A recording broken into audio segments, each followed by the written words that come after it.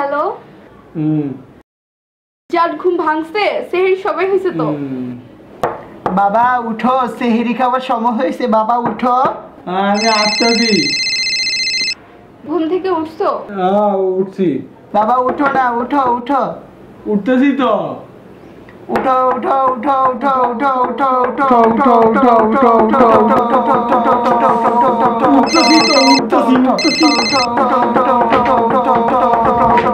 বাংলাদেশে তরুণদের সংখ্যা প্রায় 2 কোটির মতো, কিন্তু এর মধ্যে থেকে 30 লাখ লোক এই কাজটাই করবে, সেহরির সময় গার্লফ্রেন্ডের সাথে কথা বলবে। খোলো খোলো বাবা। না আমি খাবো না, না খেয়ে রোজা রাখলে হয়, রোজা হয় না বাবা, তোমার তো সেহরি করতে হবে। সেহরি না করলে তোমার চরিত্র খ্রিস্টান আর ইহুদিদের মতো হয়ে যাবে বাবা। একদম ডাহা মিথ্যা কথা, জাল হাদিস। হাদিসে বলা হয়েছে ইহুদি ও খ্রিস্টানদের সিয়ামের সঙ্গে আমাদের পার্থক্য সেহরি খাওয়া, কিন্তু এই হাদিসকে অতিরঞ্জিত করে বানিয়ে ফেলা হয়েছে যে আমরা যদি সেহরি না করি তার মানে আমাদের চরিত্র ইহুদি বা খ্রিস্টানদের মতো হয়ে যাবে। একদম জাল হাদিস। আরে ভাই আজান দিতেছে, এখন খাইতেছেন কেন? আর মেয়ে আজান শেষ হওয়া পর্যন্ত খাওয়া যায়, এটা তো রোজা কবুল হয়, সমস্যা নেই। হয় আমিও ছোটবেলায় এমনই শুনেছিলাম যে আজান শেষ হওয়া পর্যন্ত খাওয়া যাবে, কিন্তু এটা ভুল। আজান শুরু হওয়ার পর এক লোকটাও খাওয়া যাবে না, আপনার রোজা হবে না। অতএব এমন ভাবে প্রস্তুতি নিন যেন আজান শুরু হলে আর খেতে না।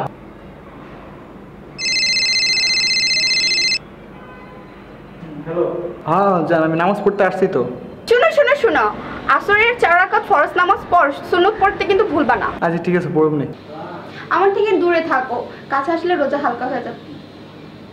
আমার প্রিয় বোনেরা, আপনারা রোজা রাখেন ঠিক আছে, কিন্তু সঙ্গে হিজাব পরা, পর পুরুষের সঙ্গে কথা না বলা, এসবও কিন্তু ইসলামের অংশ। ইসলামে বলা আছে পর নারী ও পর পুরুষ যখন একসঙ্গে কথা বলে তখন তৃতীয় ব্যক্তি যিনি থাকেন তিনি হচ্ছে শয়তান। একজন পর নারীর দিকে জেনে শুনে তাকানো হারাম, সেখানে ভালোবাসা তো জোরে সোরে হারাম। আমি জানি আমি যেভাবে বলছি কথাগুলো হয়তো আপনাদের অনেকেরই ভালো লাগবে না, কিন্তু ধীরে ধীরে আমার সাথে থাকুন, আমার চ্যানেলটা সাবস্ক্রাইব করুন, হয়তো ব্যাপারগুলো সম্পূর্ণ বুঝতে পারবেন আমি কি করতে চাচ্ছি।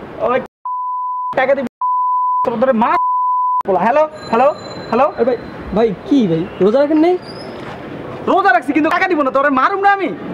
রোজা রেখে গালি দিতেছেন কেন? তো রোজা রেখে গালি দেওয়া যায়, এটা কোনো সমস্যা না। আপনি রোজা রাখলেন আর রোজা রেখে অশ্লীল কথা বললেন, আজে বাজে কথা বললেন, এই রোজার কোনো মূল্য নেই। আপনি শুধু না খেয়ে থাকলেন।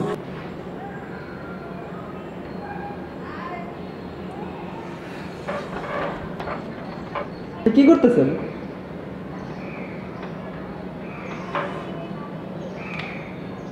মেয়েদের ছবি দেখলেন, চোখের ব্যভিচার হয়েছে, হাতের ব্যভিচার হয়েছে, মনের ব্যভিচার হয়েছে। রোজা রাখার কোনো মূল্য নেই, শুধু না খেয়ে থাকলেন। আমি বলছি না আমার কথা মতো আপনারা এসে বন্ধ করে দিবেন, কিন্তু জাস্ট এই রোজার মাসটা অন্তত দিয়ে শুরু করেন, ইন ফিউচার দেখা যাক কি হয়। আর এটা তো ভুলে গেলে চলবে না, আপনার বাবা মা আপনার বিয়ের বয়স ছিল অবশ্যই বিয়ে দিবে।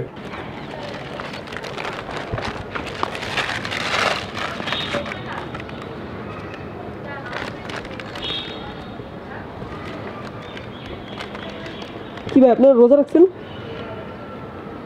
রোজা রাখছি তো ঠিক আছে, কিন্তু বাসায় জানো রোজা রাখছি, কিন্তু ভাই আমি না খায় থাকতে পারবো না, বুঝছো? লেগে রোজা ভাঙ্গা লাইছি, বাসায় জানুক যে রোজা রাখছি, আর আমিও শান্তিতে খায়া, বাসাও শান্তি।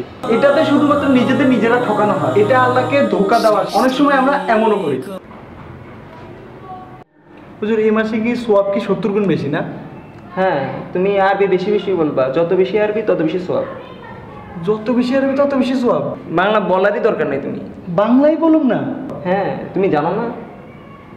তার মানে তো আরবিতে গালি দিলেও সোয়াব হবে। ভাই তুই কি আমার টাকা পয়সা দিবি না?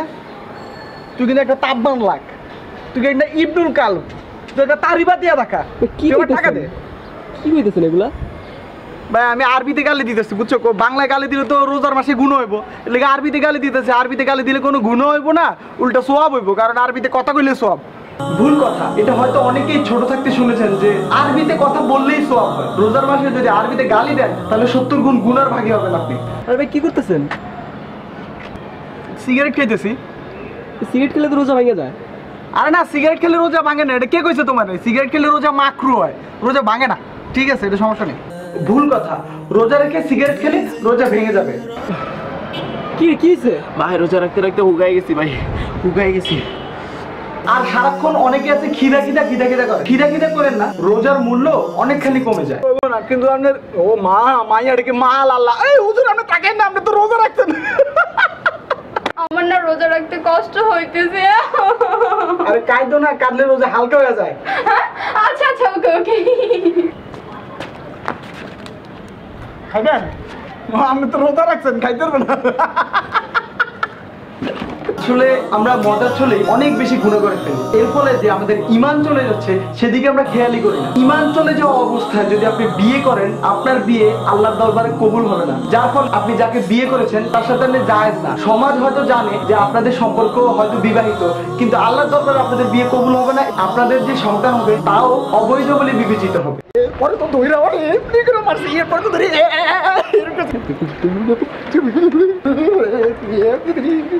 ভাই রোজার মাসে যতটুকু পারেন আমল করেন, এত বাড়তি কথা তো বলার প্রয়োজন নেই। মেয়ে এত কথা কইছি দেখেছি, মেয়ে রোজা রাখছি না আমি। ভাই রোজার সময় এত সেলফি না তুলে একটু আমল করেন। না মেয়ে রোজা রাখছি আবার আমল টামল কি, মেয়ে রোজা রাখছি এটা হইব।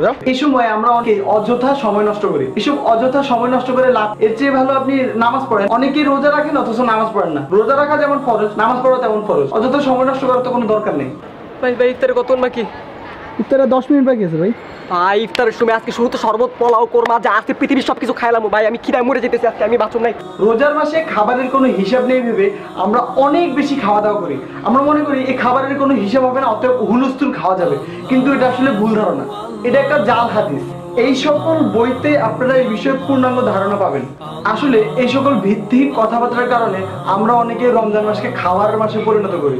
মনে রাখতে হবে রমজান মাস খাবারের মাস না, রমজান মাস সংযমের মাস। আমার এটা দরকার নেই, আপনি আমার ভালো মতো দেন, আমি এটা করে নেবো একটা ব্যবস্থা। ঠিক আছে, কি মিটা ঠিক আছে, আপনার না সমস্যা নেই, আমি আপনার কথা বলতে। আপনি ঘুষ নিলেন কেন? দাঁড়ান, ফোন দিতেছি আমি, 1 মিনিট। হ্যাঁ কিসে ঘুষ নিলেন কেন? ঘুষ নিয়েছি মানে তুমি কি আমার নামে মুসলিম ভিডিওটা দেখো নাই? না আমার ইউটিউব চ্যানেলে যায় নামে মুসলিম ভিডিওটা দেখো, তারপর বুঝবা। এগুলো কোনো সমস্যা নেই, এগুলো চলে, এগুলো কোনো বিষয় না। তো এটা তো রমজান মাস। রমজান মাস হলে কি ঘুষ নেওয়া যাবে না? রমজান মাসেও ঘুষ নেওয়া যায়, এটা কোনো বিষয় না। ভাই আপনার এই মাসের সুদের টাকাটা। ঠিক আছে, টাকা ঠিক মতো আছে? হ্যাঁ আচ্ছা ঠিক আছে। কি ভাই আপনি সুদ নিলেন কেন? তো কি সুদ? রমজান মাসে সুদ খাওয়া যায় না, এটা কে কইছে তোমার? একটা দিন তো কষ্ট লাগে তখনই যখন আমরা রোজা রাখি, সঙ্গে অসৎ কাজও করি। আমরা ভুলে যাই রোজা রেখে যদি এমন কিছু করি তাহলে আমাদের রোজা, নামাজ, হজ, যাকাত কিছুই কবুল হচ্ছে না।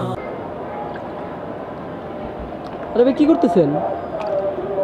ফরমালিন দিতেছি, ফরমালিন। আম বেশি দিন তাজা থাকবো বুঝছো, তাহলে বিক্রি করতে সুবিধা হবে, টাকা বেশি পাবো। এখন রোজা না।